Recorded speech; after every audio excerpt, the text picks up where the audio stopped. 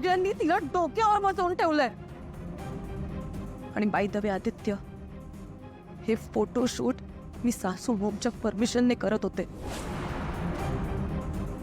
त्यांचा माझ्यावर पूर्ण ट्रस्ट आहे म्हणून त्यांनी माझ्यावर ही रिस्पॉन्सिबिलिटी सोपवली. आणि तू काय बोलतोस मला?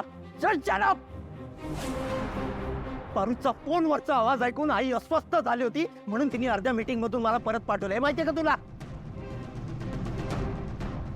का? कारण तिचा तुझ्यावरचा विश्वास कमी पडला. तिला तिच्या निर्णयावर दुसऱ्यांदा विचार करावा लागला.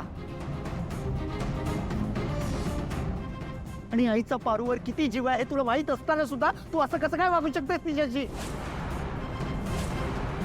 आणि मुळात कुणासोबतच असा वागायचा विचार कसा काय करू शकतेस तू? बरं झालं मी वेळेत आलो, नाही तर तू काय हालत केलीस ती बिचारीची. दिशा, तू पारूच्या ब्रँड अँबॅसेडर असण्यावर जळतेस हे माझ्या लक्षात आलं होतं, पण तुझी जेलसी या थराला जाईल ना असं मला वाटलंही नव्हतं. आणि बाय द वे, असं कोणाला कमी लेखून त्रास देऊन कधीही सक्सेस मिळत नसतो. आदित्य, हे बघ, माझं काही चुकलेलं नाहीये. सासू मॉमने माझ्यावर या फोटोशूटची रिस्पॉन्सिबिलिटी दिली होती.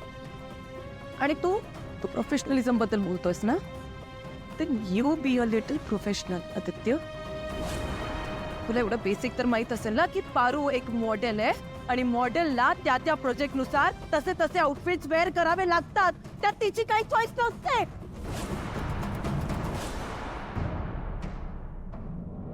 आणि मोठ्या दिमाखात तू बोलतोयस की मी तिच्या ब्रँड अँबॅसेडर होण्यावर जळते. येस. अरे तिच्याकडे बघ जरा एकदा हिच्याकडे. या मुलीवर मी जेलस व्हावं असं काय हिच्यात? तुला कळतंय आदित्य, तुम्हाला कोणासोबत कम्पेअर करतोयस ते? अरे ऍक्सिडेंटली ब्रँड अँबॅसेडर झाली आहे.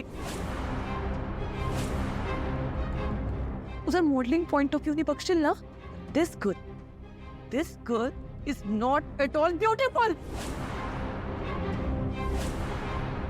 हिचे फोटोच सुंदर येतात ते तिने घातलेल्या कपडे आणि ज्वेलरीमुळे.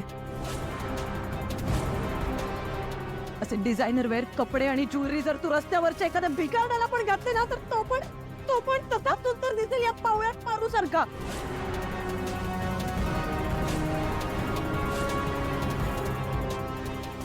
आणि आदित्य, आपल्या कंपनीमध्ये या पावळ्यात पारूच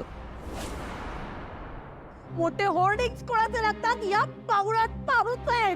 वा वा, गुड, थँक्यू सो मच. बरं झालं तू हे बोललीस.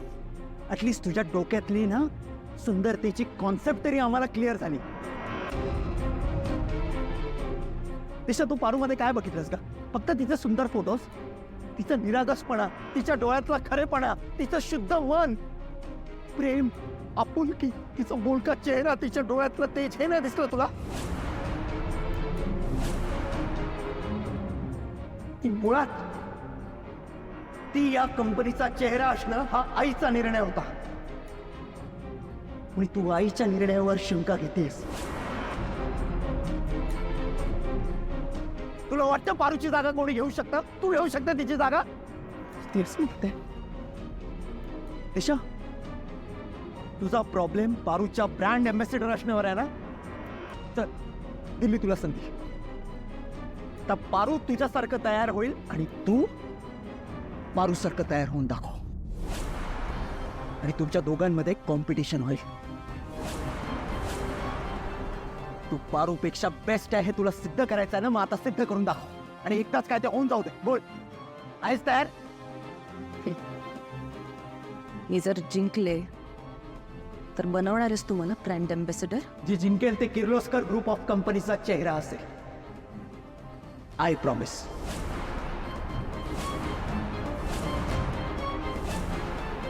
Done. Challenge accept. Let's C.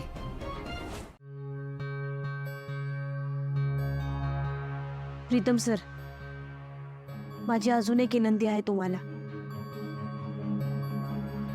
देवी आईंना यातलं काय बी सांगू नका. उगाच माझ्यामुळं त्यांना त्रास नको. घरात आधीच काही ना काहीतरी सुरू आहे, त्यात अजून नको. हा ना, तसं बी ह्या स्पर्धेत भाग घ्यायची माझी अजिबात इच्छा नाही. पारो, अगं, तुझ्या सिलेक्शनवर बोट उचललंय तिने. इन शॉर्ट आईचा डिसिजन चुकलाय असं म्हणते ती. ते काय नाही आता तुला या कॉम्पिटिशनमध्ये भाग घ्यावा लागेल, रादर ही कॉम्पिटिशन जिंकावी लागेल. प्रीतम सर, तर तिने या उडीशा कॉम्पिटिशनसाठी किती लोक बोलवली आहेत. टॉपचे मेकअप आर्टिस्ट, हेअर ड्रेसर आणि कॉस्ट्युम डिझायनर आलेत आपल्या घरी, बघतेस ना. तुझ्यासाठी पण मी बोलवणार बघ. सांगितलं ना तुम्हाला, मला या संध्याची गरज नाही.